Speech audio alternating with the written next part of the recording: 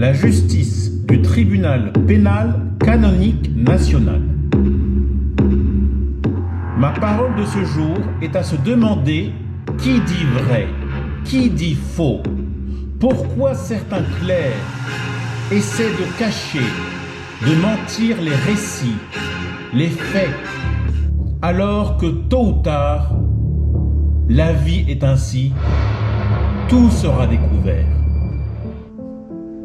Moi, Timothée Béguin, mon expérience de la vie qui est reliée à mon cœur d'Asperger, m'a indiqué dès le 21 juillet 2022 que rien ne doit être dissimulé, de faire confiance à mon habituel sens du respect solitaire afin que cela cesse.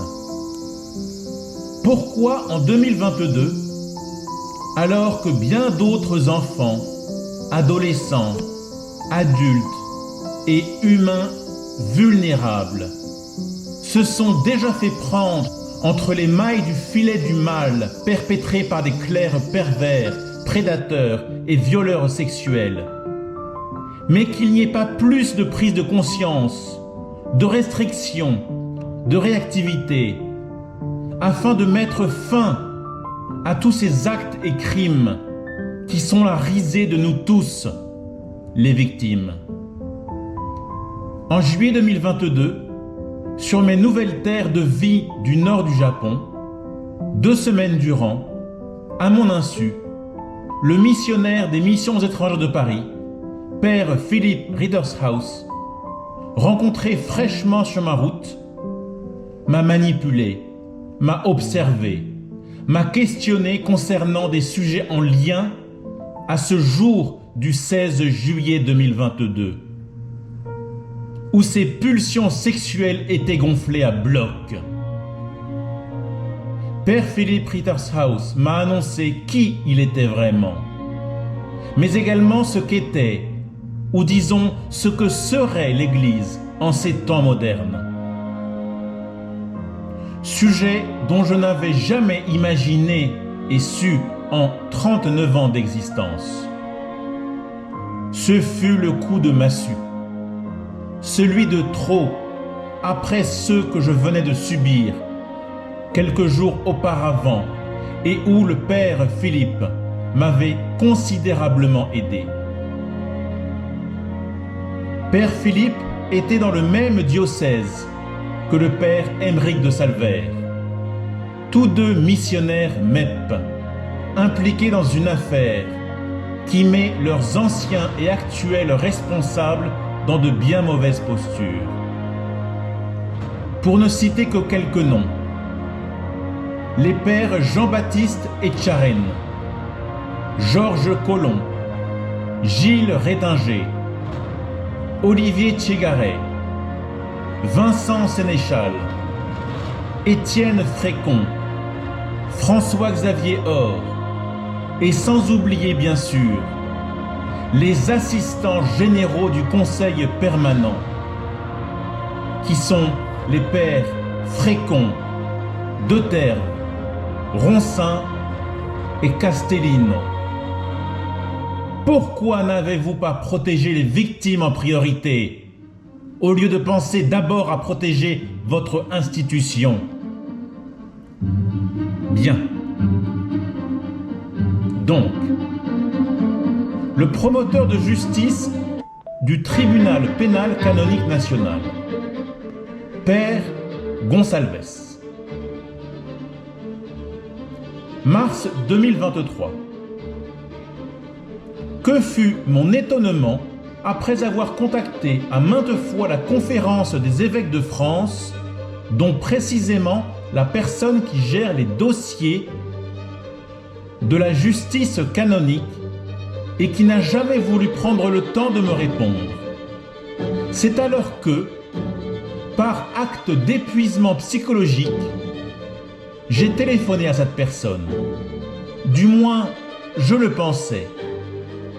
C'était le répondeur automatique d'une autre personne de la CEF, dans lequel j'ai laissé un message vocal, en indiquant les faits tels que je les ai vécus, et demandant de bien vouloir prendre ses responsabilités, puisque le nonce apostolique, le dicaster de la doctrine de la foi, les MEP, la CEF, Père Hugues de Walmont et Monseigneur Éric de Moulin-Beaufort, et de nombreux évêques, mais aussi la CRR et la COREF, étaient tous au courant des mensonges, des crimes de la double vie du missionnaire Père Philippe Rittershaus, mais également du contenu de la liste de ses 13 partenaires qui ont commencé au sein des missions étrangères de Paris, avec son mentor MEP, son ami frère Éric,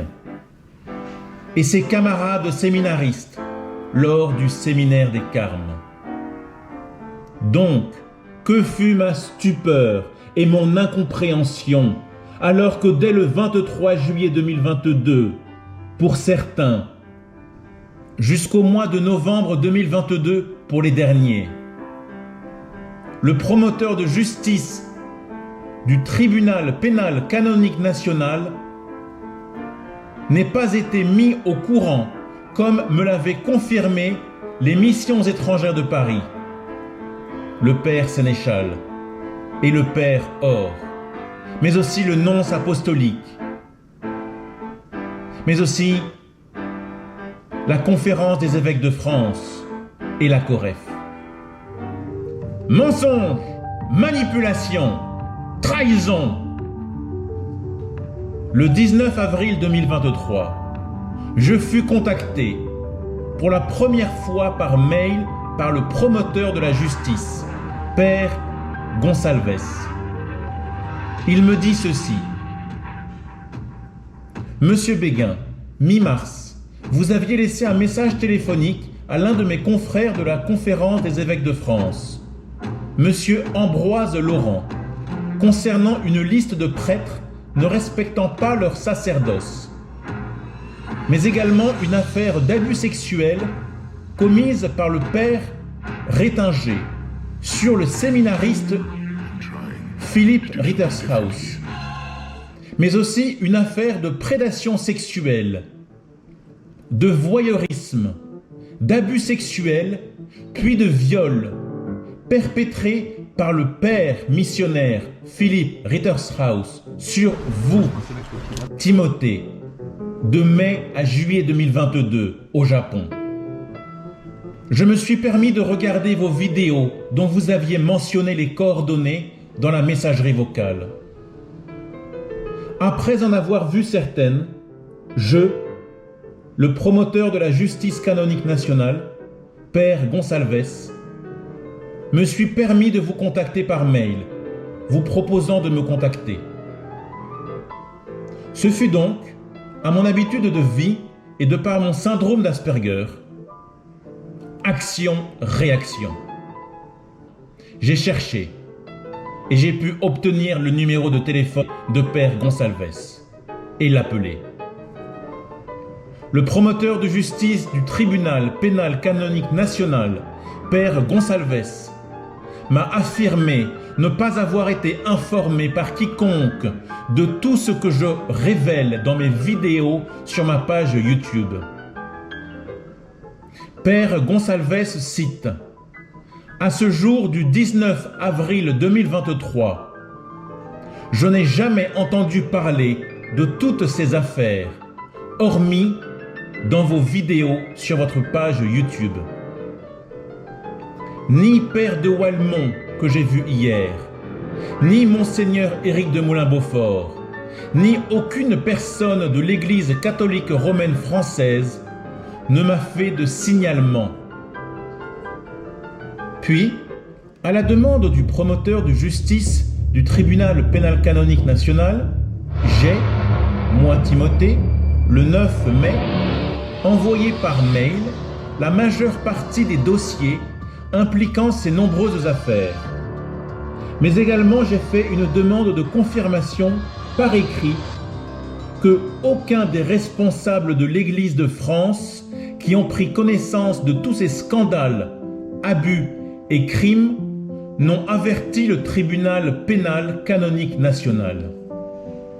Le 15 mai, Ne recevant pas de réponse, j'ai écrit au père Gonsalves afin qu'il me confirme la réception des documents d'une valeur inestimable, mais également de prendre ses responsabilités en me reconfirmant ce qu'il m'avait dit par téléphone le 19 avril, à savoir que père Gonsalves n'a jamais été mis au courant de ce scandale.